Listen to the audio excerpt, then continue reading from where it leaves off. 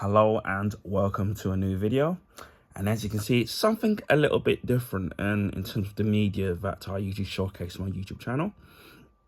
And it's of the format VHS, which was the format before DVD. And I did promise throughout different videos that I was going to do something special regarding a special franchise, which is a very something close, near and dear to my heart. And it's of the Back to the Future trilogy. Now, a friend of mine was kind enough to donate me the Back to the Future trilogy on the VHS cassettes. So we'll be doing individual videos on the other two movies, but for now we shall be focusing on the first one. Now, I don't know how it would have been, but I never got to saw the first Back to the Future movie in the cinema. So for me, I had to wait until obviously it appeared on TV, primarily it being on the BBC here in the UK, and the fact that they had to the audacity to edit bits of the actual movie, especially towards the last bit where Marty goes to Doc Brown, what become jerks or something. So imagine my surprise when I saw Back to the Future 2 where that line was completely different. So I'm being shocked. But yeah, I never originally owned the first Back to the Future movie on VHS. So again, it was either I would see on TV, or back when we were kids, we used to go around to my cousin's house, and they had Back to the Future taped on VHS from the TV, and that's my only access to actually seeing it. And then obviously when on the rare occasion that it would appear on BBC, it would be one of the things where you'd miss half the movie or halfway through the movie. So the actual very end of the movie, where obviously Doc Brown comes back from the future, I never saw that part properly. From the bit where Marty returns back from 1955. So there's a bit of the movie that I never saw, which was, unfortunate.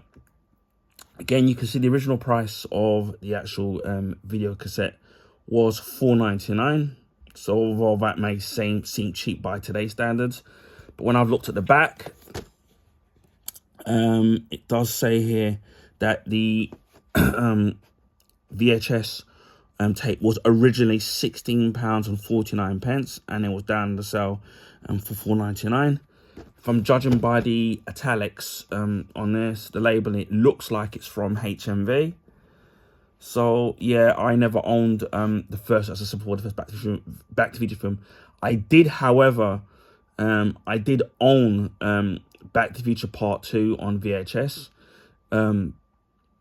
which I will get to when we do that video. So and believe it or not, that there's a story kind of behind that particular movie. But I do know that this VHS was definitely the re-release, because I have seen the VHS tapes around, and they were a little bit different in terms of the actual design of it. It's slightly different. Obviously, you've got the fabulous artwork by Drew Struzan, and I remember seeing the poster of Back to the Future, and obviously as a kid wanted to be, well, not exactly being the right colour, but obviously wanted to be like Marty McFly, although he's a fictional character, with obviously the jeans and the jeans jacket, the trainers, and the as the Biff's gang would call it, his life preserver, and even the right hand to the watch and his silver glasses, which I never had. But yeah, and then obviously being able to skateboard and stuff, which I wasn't allowed to do as a kid, but that was pretty cool. I mean, I just found him, Marty McFly, being a really cool character. So yeah, obviously this was based on the 1985 movie of Back to the Future. It was released on July 3rd, 1985. The running time is 116 minutes, just under 4 minutes, under 2 hours. It was made on a budget of $19 million and made a box office of $388.8 million. And the movie stars Michael J. Fox, Christopher Lloyd, Leah Thompson, and Crispin Glover, with the cinematography done by Dean Cundy. And obviously the movie was produced by Bob Gale and Neil Canton, and the movie was written by Robert Zemeckis and Bob Gale, and obviously directed by Robert Zemeckis. But yeah, I love Back to the Future. It's just a coming of age movie where it's comedy, it's coming of age, as I said, sci-fi. It just has it all for me, and it's like every time I watch it, it never gets old. Eventually, when I got older, I had the money, I had it on DVD, obviously, because and then there were various different versions of it that got released on DVD. It got released multiple times as box sets, and also on Blu-ray, which if you've been in my channel, you would have seen the countless amount of versions of Back to the Future that I have on Blu-ray, and I still got the DVD version of the box set, and also the steelbooks that I've got of the individual movies, where I've got the German versions of each movie, and the UK versions of the actual movie as well. And I don't know if it's the 30th anniversary of it, which you would have seen that big tin. I've got another anniversary edition, and I do have something else coming up, with which is another re-release of Back to the Future, and then hopefully, when I'm able to get a 4K TV, I will be getting it on 4K. So that's how much of a hardcore purist fan that I am of Back to the Future. I know that most people will know that obviously that Michael J. Fox, that another actor was in the role, and then they dropped out after a couple of months because they didn't feel the actor fitted the movie, and then Michael J. Fox was brought in, although Michael J. Fox was always the first choice that they wanted to play Martin McFly anyway. But again, as I said before, who can forget the iconic artwork, as I said before, drawn by Drew Strasman, who initially I thought this was a photograph. It's only when, as I got older and obviously my eyes got more acute, that I realised it was a painting. But it's a fantastic painting, and there have been different variations or alternate versions of each of the Back to the Future movie posters, which you can find online, or I may even do a video on that as well at some point. I'll do on my channel, so you can check out the posters of the alternate versions of it. But yeah, I'm such a huge fan of the series. So again, as I said, I never owned part 1 on VHS. When we eventually got our own VHS recorder, which our first VHS recorder was a Ferguson, by a company called Ferguson, which people also, I don't know if people in the UK might know who they are. They probably don't exist now. They also used to make TVs as well. Our one was a top loader, and top loader means is that you would press the button, and then the cassette unit would come out at the top, and then you'd put the cassette in and then push it back down again. So for the first few years, the different recorders we had were Ferguson, and then they broke, and then eventually they made the front loaders, and obviously the front loaders are the ones where basically you put the tape in through the front. And the last one I had was, and which I've still got it, by the way, which I might, you know what, I might even do a video on it. I'm not going to set it up though, because it'll be a bit awkward, but I will show you it. I got was from a company called Hour. That's how you spell it. And yeah, I've still got that. I've still got my recorder. And as soon as I got my first DVD player, which the first one I got was a Toshiba. I think I got it from Richard Sounds, and it was a multi-regional DVD recorder. That's when I quietly retired my VHS. Most of my VHS tapes ended up getting mold on them. So the Back to the Future one I had, I think I gave it away. I had Indiana Jones. I had Star Wars, the original Star Wars trilogy, the special edition that you got in the gold box. I know I had Thundercats, Transformers, and then I had some other ones, and then a lot of the movies and TV shows that I actually recorded onto.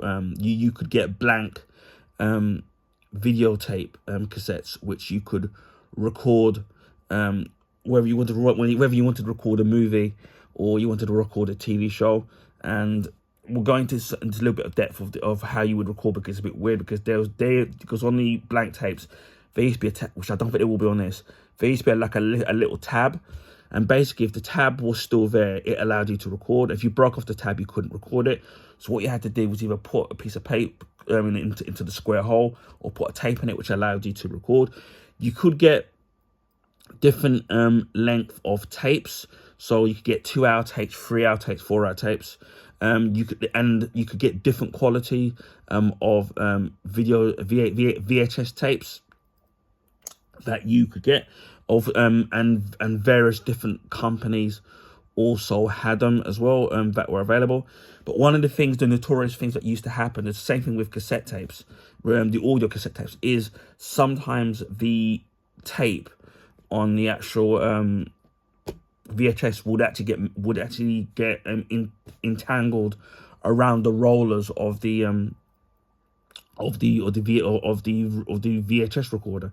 So you had to carefully, especially if it was a front load, it was a lot harder to get out, and you'd have to tape all mangled and all creased up, so you have to sit there and wind it back and try to stretch it back out again.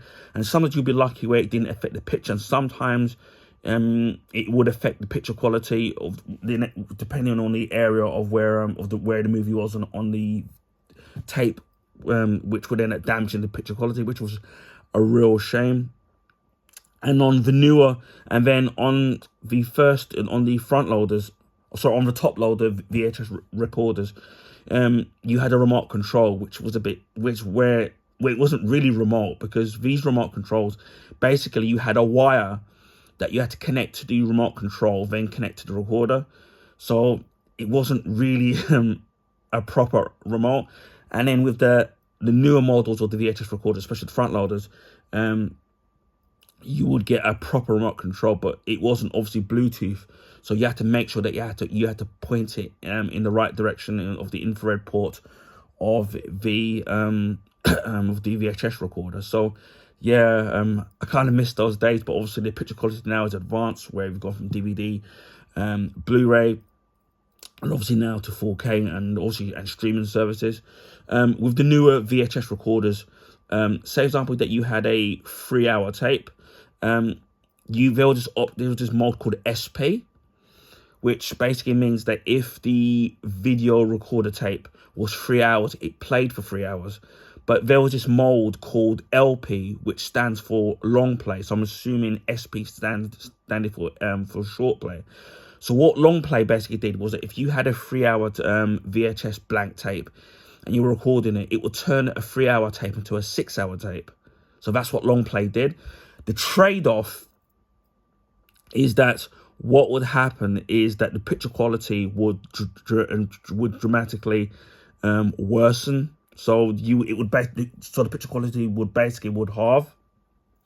So that's kind of the price that you had to pay for having short play and long play. But these particular modes came in with the newer models of the front loader VHS recorders. There was even a format before this, because obviously this is VHS, but there was a format roughly about the same time called Betamax.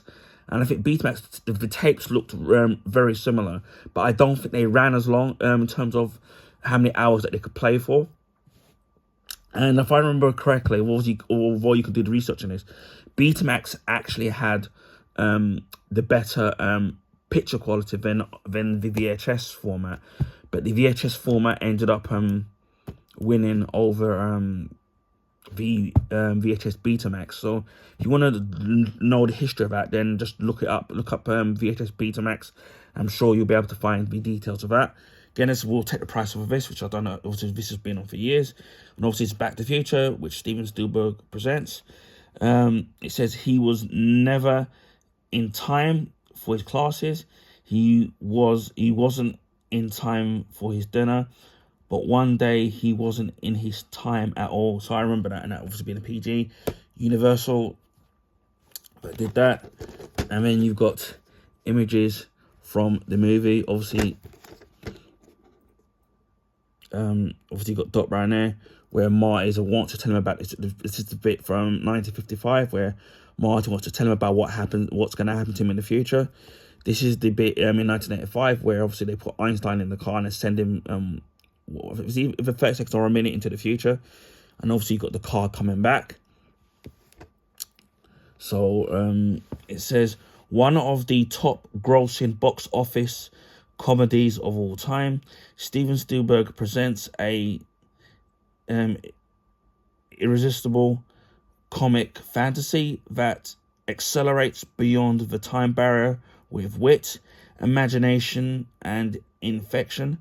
Wide-eyed wonder, Michael J. Fox stars as Marty McFly, a typical American teenager of the 80s, accidentally sent back to 1955 in a plutonium-powered DeLorean time machine invented by the slightly mad scientist Christopher Lloyd. Obviously, he's playing Doc Brown, or Dr. Emmett Brown, if you want his full name.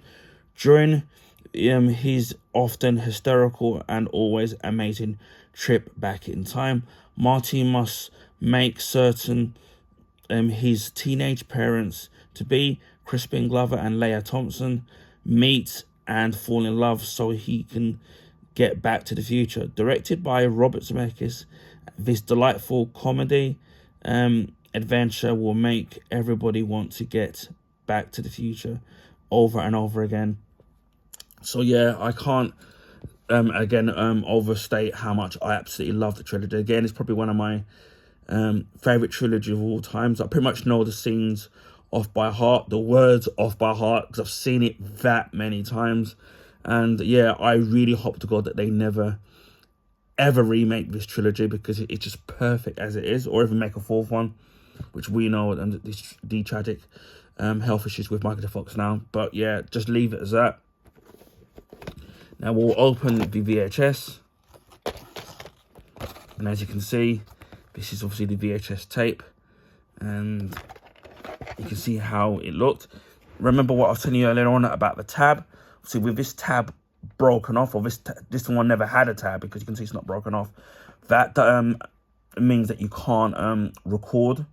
But if you obviously put something in it, or put tape over it, it allows you to record it.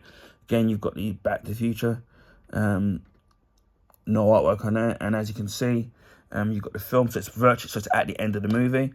So basically, once you got to the end of the tape, what you had to do is that you had to rewind the tape. Now, most of the time when I had my VHS tapes, once I finished the movie, I used to rewind the tapes. Sometimes I didn't, so when I needed to get back to watching it, or watching a particular VHS movie, and I hadn't rewound it, you basically have to rewind it. And I remember my late gran, obviously she had her own VHS recorder as well when we used to go and visit her. And I remember when it was VHS videos that we owned or had already taped, and then we had to wind it. And I remember, I think this would have been just before, a few years before she died. We were watching a movie on DVD, and then she was saying to me, don't, you're gonna have to rewind. You have to rewind your movie. And I said, Nan, with DVDs, right, you don't have to rewind them like what you do on VHS tapes. And she was taken aback that obviously that you didn't have to do that. So she was totally amazed. So I will never forget that experience and having to explain it to her. And again, I do miss the VHS form. I know some people still keep their collection. In fact, and there's some movies that have been transferred from DVD, let alone Blu-ray or even to 4K. It's quite weighty. If I can show you some size of, let me show you a DVD. So you can see, when you look at a disc, obviously it's going to be completely different, but you can see the significant difference, and also the difference in terms of the casings, where it's a lot thinner. And I do like prefer the VHS. The the Blu-ray because you've got more surface area to see the poster of the particular movie that you're kind of looking at. And then there's a little, I don't know if it's still here. Maybe I just have to say that there's a little button there, which if you press this, that actually lifts up, and that shows you the actual videotape of the actual movie, so you can see the tape as well. So what would happen is that when you would put it into your VHS, whether it's a front loader or a top loader, there will be a mechanism that would push this down, and then it would play that, and then there will be two little spokes things there that would catch. You can see that it's got teeth in it, so that would basically turn it. So that's how that's how the tape would move. And also one of the great things about having that button is the fact that obviously if the tape used to get caught up, you could press this thing here and then just wind it back and then hopefully flatten it back out.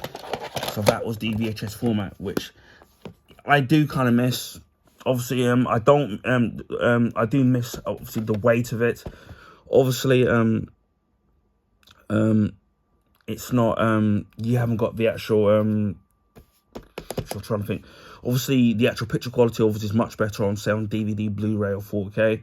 So I do miss that. But yeah, for me, growing up having our first VHS player and then being able to record on the blank VHS tapes, and then obviously being able to buy them, I really do miss those days. But again, as I said before, the VHS tapes I had to get rid of them because the actual film started to get mold on them. So I don't know how that happened, but hopefully I can look after these particular ones. So yes, yeah, Back to the Future for me is a very special movie, and the next video that we will do will be Back to the Future Part 2, which I have a very strong affinity with that particular story. So hopefully people will enjoy that story when I tell it, when we get around to doing a video of Back to the Future Part 2. But yeah, this was Back to the Future on VHS. Anyway, I hope people enjoyed the video. Please feel free to share your friends and family. Also, if you can give this video a thumbs up, I would highly appreciate that. That will allow people to find my YouTube channel and content. Now, this is because of the YouTube algorithms favor the bigger YouTubers, so their channels get advertised in the YouTube recommendation page. So it'd be nice to find some new subscribers to my channel. And let me know in the comment section which one was your favorite movie out of all the trilogy, or even what's your favorite time travel and movie or even TV series. Let me know in the comment section if you would like to, you know, comment about that. Anyway, if you haven't already subscribed to my YouTube channel, please consider subscribing if you want to see things like this, whether it's VHS tapes, which is going to be very rare because I've already got the Back to the Future, my Blu-ray and Blu-ray Steelbook collection, Blu-ray and Blu-ray Steelbook unboxings, DVD, video game unboxings, video game playthroughs, my comic books old and new, my comic book collection, my comic book graphic novels, comic book statues and figures, which I got some for Christmas in the January sales, even from the previous Christmas and the previous Christmas before that, the previous January sales, and even previous birthdays as well. So there's going to be lots of statues, and these will be DC and statues and figures. So these will be DC and Marvel. The last one you would have seen me do was Superboy Prime, which I absolutely love, and it stands proudly in my Blu-ray bookcase. And again, if you want to search for that video in my YouTube channel, you can find it, and you'll find it on there. And I definitely recommend picking that figure if you can get it for a very good price.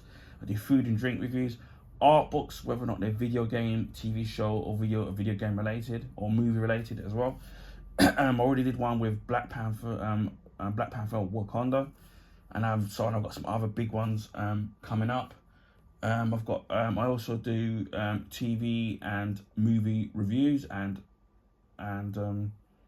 what's the word, and recommendations as well.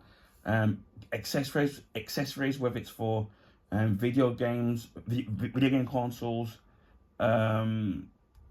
computers, or laptops, and mobile phones, you kind of name it. Gadgets, wherever I can get my hands on, I get and I do. Trying to think what else. electrical appliances, where I've done a microwave unboxing, I've done a Vax carpet cleaner unboxing, which I have to do a review now. You know, it was years ago, and a Vax vacuum cleaner as well. So I've done stuff like that when they come into my possession. I kind of do that. I also do a monthly vlog, which tells you what I'm going to be up to, what I've been up to for the past current month, what I'm going to be up to for the next month. Rant videos when they deem necessary, YouTube shorts, I do that as well. I'm trying to think what else as well. And I've got some film memorabilia stuff, which I'll let the cat out of the bag. It's related to this fantastic franchise. I've got a couple of stuff which I think you're going to love, which could be related to this. So if you're a big Back to the Future fan, please definitely stay subscribed to my YouTube channel, because I'm going to have that coming up, and I think you're absolutely going to love that. I also do beauty products, whether it's shower gels, bath salts, aftershaves, all different types of body butters, etc, etc.